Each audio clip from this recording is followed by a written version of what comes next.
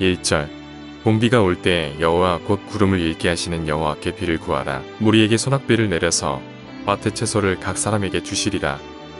12절 내가 그들로 나 여호와를 의지하여 견고하게 하리니 그들이 내 이름으로 행하리라. 나 여호와의 말이니라. 이 시간 우리가 함께 스가랴 10장의 말씀을 통하여 하나님의 메시지를 우리가 받을 수 있기를 소망합니다.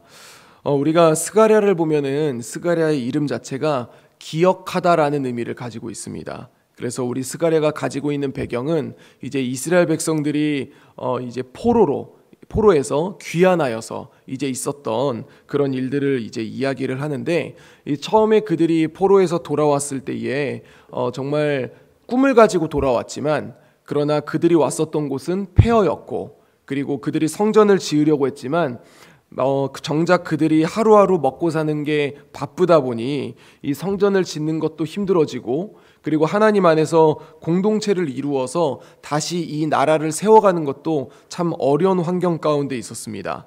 그래서 이 스가랴가 이제 어떤 이야기들을 하고 있냐면, 그들에게 이제 영적으로 이제 다시 일어나는 회개에 대한 부분들을 이야기해주고 있는데, 그래서 스가랴가 이제 두 부분으로 나뉘게 됩니다.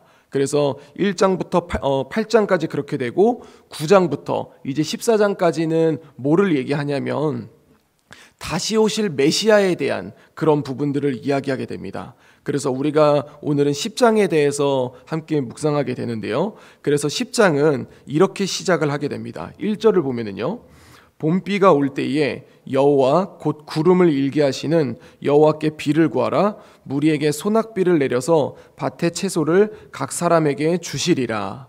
이제 당시 이스라엘 백성들은 비가 그렇게 많이 오는 그런 이제 지역이 아니었습니다. 그래서 그들에게 비가 온다는 것은 그들 땅에 있었던 이제 각 채소들과 그 다음에 곡식들이 자라날 수 있는 그런 이제 축복을 의미합니다.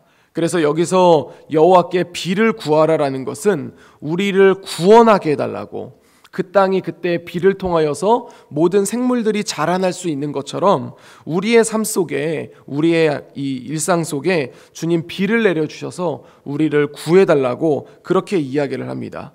그래서 2절부터 보면은 그들이 가지고 있는 현실을 이야기하는데요.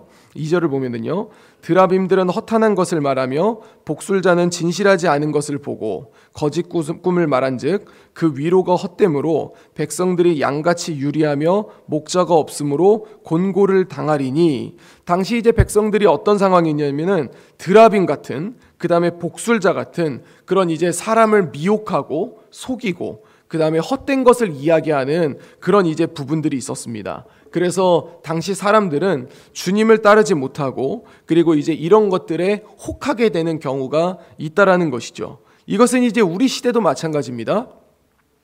사람들은 언제든지 살아가면서 이렇게 이야기를 합니다. 내 삶을 구원해 달라고. 내가 어디서 구원을 얻을 수 있습니까?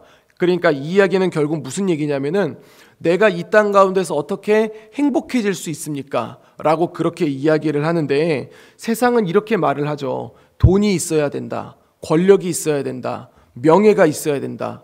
너의 감정대로 살아야 된다. 그리고 네 맘대로 할 수 있어야 된다. 이런 것들을 이야기를 하는데, 지금 2절이 그와 비슷한 내용들입니다. 이 드라빔과 그 다음에 복술자라고 얘기를 하지만 그 이야기는 결국 무슨 얘기를 하는 거냐면 단순한 미신을 이야기하는 것이 아니라 이 세상적인 것들을 얘기하는 거거든요. 그러면서 뭐라고 얘기하는 거냐면 성경은 허탄한 것이라고 이야기하고 진실하지 않은 것이라고 이야기하고 거짓 꿈이라고 이야기합니다. 그래서 그 순간은 위로가 될 수 있지만 궁극적으로 그것은 헛된 위로가 되는 것이고, 결국 그것들로 말미암아 백성들이 유리하게 되고 곤고를 당하게 된다라고 이야기를 합니다. 그래서 이제 우리가 3절을 보면은 하나님이 이렇게 이야기를 합니다. 내가 목자들에게 노를 바라며 내가 순념소들을 벌하리라. 그래서 만군의 여호와가 그 무리 곧 유다 족속을 돌보아 그들을 전쟁의 준마와 같게 하리니, 그러니까 하나님이 이들에게 이제 심판하겠다라고 이야기를 합니다. 또 여기에 목자가 있는데 당시의 지도자들이 제대로 이제 하고 있지 않는, 그러니까 양들을 이끌지 않는 그런 모습을 보면서 내가 심판할 것이다. 그래서 누구를 일으키냐면 유다를 일으킵니다. 유다를 일으켜서 그들이 정말 싸우게 만들고 그 다음에 또 요셉 족속 에브라임을 일으켜서 당시 그 사람들을 물리치게 된다라고 그렇게 얘기를 하게 됩니다. 그러면서 7절을 보면은 포도주를 마신 같이 마음이 즐거울 것이요 그들의 자손은 보고 기뻐하며 여호와로 말미암아 마음에 즐거워하리라. 그래서 하나님이 그런 이제 악한 이제 그런 무리들을 심판하시고 그것을 보면서 사람들은 하나님으로 말미암아 즐거워하게 된다라는 것이죠. 그 이후에 8절부터 보면은 지금은 하나님이 이제 유다 족속과 에브라임을 이야기를 했지만 그 부분들이 확장하게 됩니다. 그래서 8절부터 보면 내가 그들을 향하여 휘파람을 불어 그들을 모을 것을 그래서 내가 그들을 구속하였음이라 그들이 전에 번성하던 것 같이 번성하리라. 그리고 9절에 이스라엘에서 국한하지 않습니다. 내가 그들을 여러 백성들 가운데 흩으려니와 그들이 먼 곳에서 나를 기억하고 그들이 살아서 그들의 자녀들과 함께 돌아올지라. 그래서 그게 애굽에서부터 아수르에서부터 레바논에서부터 그들이 정말 많이 돌아와서 10절 마지막을 보면 뭐라고 돼 있냐면 그들이 거할 곳이 부족하리라. 그래서 많은 민족들이 나에게 돌아오게 된다라고 그렇게 얘기를 하는 것이죠. 그러면서 11절에 내가 그들이 고난의 바다를 지나갈 때에 바다 물결을 치리니 나일이 깊은 곳이 다 마르겠고 아수르의 교만이 낮아지겠고 애굽의 규가 없어지리라. 이 이야기는 세상 가운데 있는 정말 큰 장벽들 있지 않습니까? 사람들이 하나님께로 돌아오고 싶지만 그 돌아오기에 부딪혀서 어려운 그런 현실의 벽들, 절대 무너지지 않을 것, 그런 것들이 당시에는 이제 나일강이 될 수도 있고 아수르의 교만이 될 수 있고 애굽의 규가 될 수 있지만 하나님이 그런 것들을 다 치게 된다라고 얘기를 하면서 12절에 이렇게 얘기합니다. 내가 그들로 나 여호와를 의지하여 견고하게 하리니 그들이 내 이름으로 행하리라. 나 여호와의 말이니라 라고 하면서 오늘 본문을 마무리하게 됩니다. 사랑하는 성도 여러분, 저는 오늘 본문을 보면서 우리가 두 가지를 좀 이렇게 생각하며 나아갈 수 있었으면 좋겠습니다. 첫 번째는 우리의 구원은 예수님이라고 말할 수 있어야 된다는 겁니다. 이게 무슨 얘기냐면 이제 그 당시 사람들은, 그러니까 세상 사람들은 우리에게 있어서 어떻게 하면 구원받을 수 있습니까? 어떻게 하면 행복을 찾을 수 있습니까? 라고 할 때 세상이 사람들에게 들려줄 수 있는 말은 아까 제가 앞에서 말씀드렸던 것처럼 돈이라고 말하기도 하고 명예라고 말하기도 하고 권력이라고 말하기도 하고 그 다음에 요즘 이제 유행하는 워라벨, 이 너의 인생을 찾아라 이런 말을 하기도 하고 또는 네 감정에 충실해라 이런 말을 들려줍니다. 그런데 우리가 이런 질문을 받을 때에 진짜 어디서 행복을 얻을 수 있습니까? 그리고 어디서 구원을 얻을 수 있습니까? 라고 할 때에 우리 교회가 세상에게 들려줄 수 있는 답은 이 본문에 기록된 것처럼 드라빔이나 복술자 같은 헛된 위로를 이야기해 주는 것이 아니라 우리의 구원은, 우리의 행복은 예수님으로부터 나옵니다 라고 그렇게 말할 수 있어야 될 줄로 믿습니다. 그래서 우리가 삶 속에서 사람들을 만나거나 그리고 우리가 인생을 살아갈 때에 우리 스스로에게도 사실 돈이 필요하기도 하고 힘이 필요할 수도 있지만 그러나 진정으로 우리에게 구원을 주시고 진정으로 우리에게 행복을 주시는 분은 예수님이라는 것을 우리가 삶으로 드러낼 수 있어야 한다는 것이죠. 그래서 우리가 오늘 본문에 이야기했던 것처럼 정말 그 당시에 이제 엉뚱하게 인도했던 목자들이 아니라 정말 세상에 있는 사람들을 옳은 길로 인도할 수 있는 그런 목자가 될 수 있어야 한다는 것입니다. 그리고 두 번째는 무엇을 이야기하냐면 상황 가운데 보여지는 주님을 바라볼 수 있어야 된다는 겁니다. 우리는 삶 속에 이 현실을 맞이하게 됩니다. 그것을 본문은 고난의 바다라고 이야기를 하고 있는데 그 대부분의 사람들은 그 고난의 바다를 보게 됩니다. 그래서 상황을 보고 환경을 보고 내 주변에서 일어나고 있는 일들을 보면서 어떻게든 해보려고 하죠. 그런데 거기에 부딪혔다가 결국 내리는 결론은 뭐냐면 할 수가 없다라고 얘기합니다. 그래서 많은 사람들이 예배를 포기하고 많은 사람들이 말씀을 포기하고 많은 사람들이 기도를 포기하면서 결국 마지막에는 하나님을 포기하는 안타까운 상황들이 일어나게 되기도 합니다. 그런데 우리가 기억해야 될 것은 뭐냐면 고난의 바다를 보면서 이 일생을 살아가면서 일상 속에 나의 상황을 보는 것이 아니라 그 상황을 주관하시고 그 상황을 통치하시는 우리 주님을 바라볼 수 있어야 된다는 것입니다. 그래서 우리가 그 주님을 바라보며 나아갈 때에 주님이 어떻게 하시는가 12절을 보면은요, 내가 그들로 나 여호와를 의지하여 주님이 우리를 견고하게 하리니. 그래서 그들이 내 이름으로 행하리라.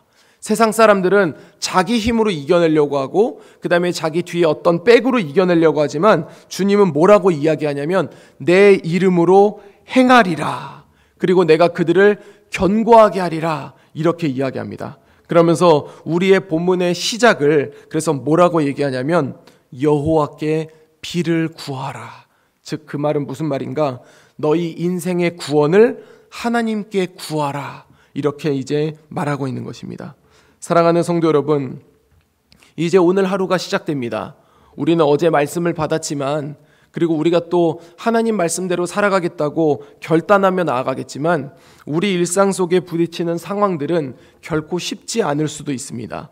그런데 우리가 그 상황을 보는 것이 아니라 오늘 본문에 이야기했던 것처럼 그 상황 속에서 그 상황을 통치하시는 하나님을 바라보면서 하나님께 우리 삶의 구원을 구하시고 하나님께 우리 삶의 의지가 되기를 고백하시며 그 주님과 함께 동행하며 나아갈 수 있는 우리 재건부평교회 모든 성도님들이 될 수 있기를 우리 주 예수 그리스도 이름으로 간절히 축원드립니다.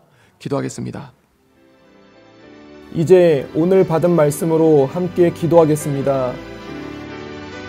드라빔이나 목술자와 같이 헛된 위로를 말하는 세상의 목소리를 듣지 않게 하여 주시옵소서.